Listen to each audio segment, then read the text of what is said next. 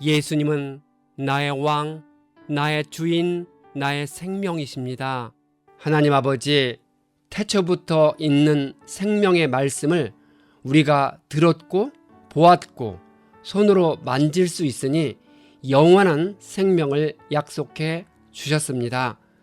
하나님이 빛이시고 어둠이 조금도 없으시니 예수 믿고 하나님의 자녀가 된 우리가 빛 가운데 살아갑니다. 오늘 하루도 육신의 정욕과 안목의 정욕과 이생의 자랑을 하지 않고 아버지께로부터 오는 지혜로 분별할 수 있도록 도와주옵소서. 예수님의 이름으로 기도합니다. 아멘. 오늘 읽을 말씀은 요한 1서 1장부터 3장입니다. 이 말씀의 핵심은 첫째, 하나님은 어둠이 전혀 없는 참 빛이십니다. 둘째, 옛 계명과 새 계명에서 똑같이 하나님과 이웃을 사랑하라 합니다. 셋째, 하나님의 자녀인지 마귀의 자녀인지 그들의 행함을 보면 분별할 수 있습니다. 요한 1서 개관, 요한 1서의 주제는 하나님의 사랑 안에서 영적 교제입니다. 요한은 이 편지를 읽는 독자들에게 참된 교리, 순종하는 생활, 열정적인 헌신 등 신앙생활의 기본으로 돌아갈 것을 촉구하고 있습니다. 이 책은 표면적으로 편지이지만 그 내용은 성경 대부분의 편지와는 다릅니다. 이 책은 언어, 문체, 신학적 메시지에 있어서 요한복음에서와 대체로 일치하고 있습니다.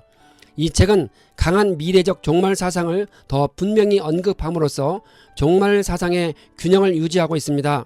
하나님은 빛이심으로 그리스도를 따르는 이들은 그들을 타도하려는 악을 행하는 자들을 이깁니다. 하나님의 아들을 믿는 것은 영생에 대한 확신을 아는 것입니다. 영원하신 한 하나님이 그 아들 예수 그리스도 안에서 성육신하셨고 그리스도는 참 하나님이시요 영생이십니다.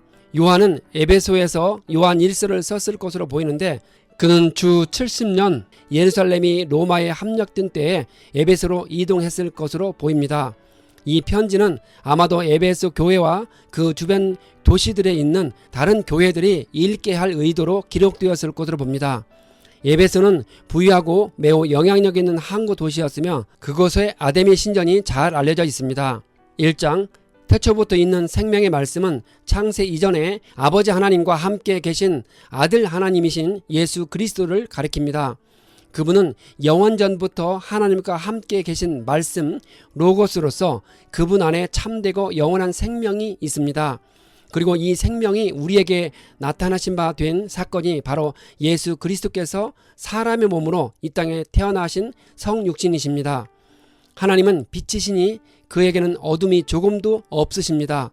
빛은 어둠과 대조가 되는 밝고 환한 것으로서 빛의 속성상 진리와 이로움 그리고 선함과 거룩함을 상징한다는 의미에서 하나님은 빛이십니다. 우리도 빛 가운데 행하면 우리가 서로 사귐이 있고 예수 그리스도의 피가 우리를 모든 죄에서 깨끗하게 하실 것입니다. 우리가 거듭났지만 죄로부터 자유로울 수는 없습니다. 그래서 우리 죄를 자백하면 하나님이 용서해 주십니다. 자백은 기만과 좌절로부터 우리를 벗어나게 합니다. 죄의 자백은 먼저 하나님께 해야 하고 다음으로 죄를 범한 당사자에게 해야 합니다. 그러할 때 그것은 우리를 성숙한 신앙으로 이끕니다. 하나님이 용서해 주셨어도 사람에게 가서 용서를 구하고 피해를 본 자가 그만하라고 할 때까지 몇 번이고 용서를 구해야 합니다. 2장 요한은 교인들에게 자녀라고 부르며 편지를 쓰는 이유가 그들이 죄를 짓지 않도록 하려는 것이라 합니다. 의로우신 예수 그리스도가 우리 죄를 위한 화목 제물이라 합니다. 예수님은 우리에게 진리의 길을 보여주기 위해 오셨고 친히 그 길을 걸음으로써 우리에게 삶의 본을 보여주셨습니다. 요한이 말하는 새 계명은 옛 계명과 다르지 않습니다. 옛 계명에도 하나님 사랑과 이웃 사랑이 나타나 있습니다. 다만 요한의 새 계명은 옛 계명을 새롭게 하고 더 깊이 있게 만든 것뿐입니다. 그래서 새 계명은 우리로 하여금 우리의 삶을 통해 하나님의 빛을 어둠의 세상에 비추도록 만듭니다. 또한 우리로 하여금 어둠의 세상 속에서도 하나님의 사랑에 따라 살아가게 만듭니다. 요한은 누구든지 세상이나 세상에 있는 것들을 사랑하지 말라고 합니다.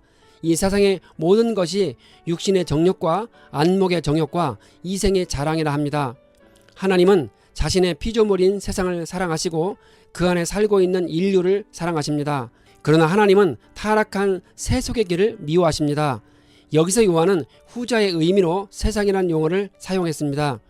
요한은 그때 많은 적그리스도가 일어났으니 마지막 때인 줄 알라 합니다. 적그리스도는 하나님을 부인하고 그의 아들 그리스도를 대적하며 신자를 미혹하고 박해하는 자입니다. 성경은 그를 거짓 그리스도, 불법한 자, 짐승 등으로 묘사하고 있습니다. 그리스도인은 거룩하신 자인 그리스도에게서 성령의 기름 부음을 받았습니다. 이처럼 성령을 받은 자들은 참된 성도로서 예수 그리스도에 관한 참된 지식을 가질 수 있습니다.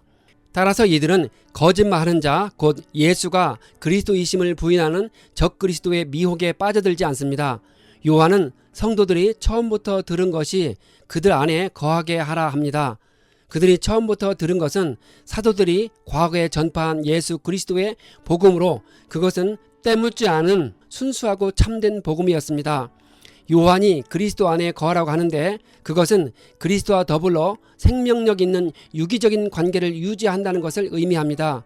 이에 대해 요한은 자신의 복음서인 요한복음 15장의 포도나무와 가지 비유를 통해서 보다 자세하고 완전하게 설명했습니다. 3장, 우리는 하나님의 자녀입니다. 세상이 우리를 알지 못하는 까닭은 하나님을 알지 못하기 때문이라 합니다. 그리스도께서 나타나시면 우리가 그를 참 모습대로 뵙게 될 것입니다.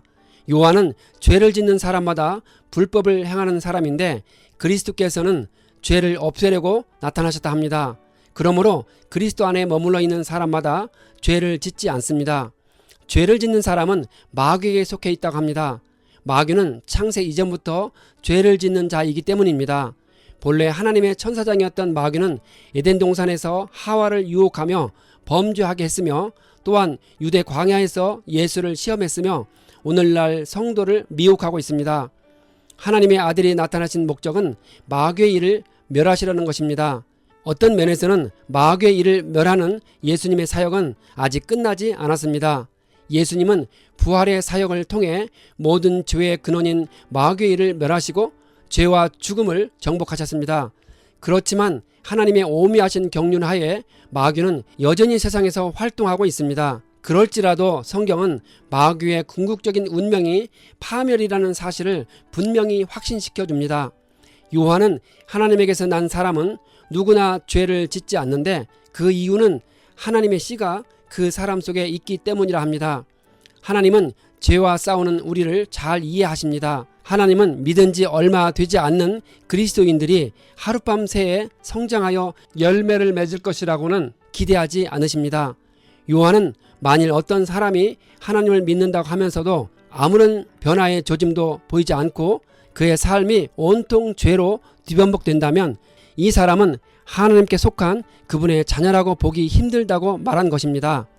요한은 우리가 구하는 것은 무엇이든지 하나님에게서 받을 것인데 그 이유는 우리가 하나님의 계명을 지키고 하나님께서 기뻐하시는 일을 하기 때문이라 합니다.